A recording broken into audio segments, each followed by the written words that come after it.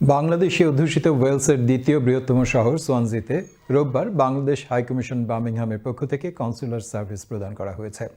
Swansea মস্ক and Islamic community সেন্টারে সকাল 11টা থেকে বিকেল 5টা পর্যন্ত প্রায় 110 জন বাংলাদেশিকে সেবা প্রদান করা হয়। বিস্তারিত আমাদের প্রতিনিধি মুস্তাফা সালেহ লিটনের রিপোর্টে। ওয়েলসের দক্ষিণের সমুদ্র তীরবর্তী দ্বিতীয় বৃহত্তম শহর সোয়ানসিতে 19 জানুয়ারি সফলভাবে সম্পন্ন হয়েছে বার্মিংহামস্থ বাংলাদেশ হাইকমিশনের কনসুলার সার্ভিস।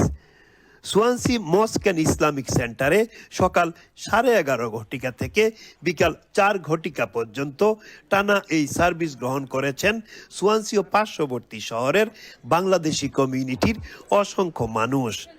হাইকমিশনের কাজে সার্বিক সহায়তা করেন কমিউনিটি ব্যক্তিত্ব আব্দুল কাদের, জয়নাল কুরেশি, মঈনুদ্দিন মিসবাহ, রেজাউল করিম, আলমগীর সহ কমিউনিটির অন্যান্য নেতৃবৃন্দ।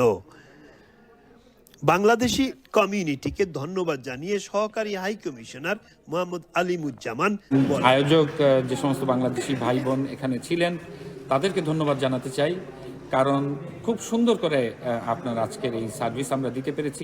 যারা এসছেন তারা সেবা নিয়েছেন এবং তারা কথা বলেছেন এবং তাদের মতামত আমি যখন জানতে চেয়েছি তারাও খুব খুশি হয়েছেন।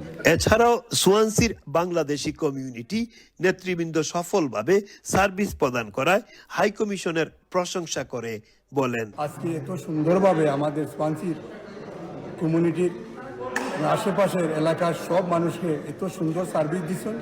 থেকে তারা আসছে যে সার্ভিস দিচ্ছে, আমরা সোয়ানজি মসজিদের পক্ষ থেকে খুব খুশি।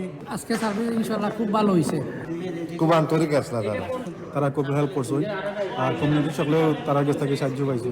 হাইকমিশনের এই সার্ভিসে উপকৃত হচ্ছেন ওয়েলসে বসবাসরত অসংখ্য বাংলাদেশি। এই সার্ভিসের ধারাবাহিকতা অব্যাহত রাখতে কমিউনিটির পক্ষ থেকে হাইকমিশনকে যে কোনো ধরনের সহায়তা প্রদান করার প্রত্যাশা ব্যক্ত করা হয়। Mustafa Saleh Liton, channel S news.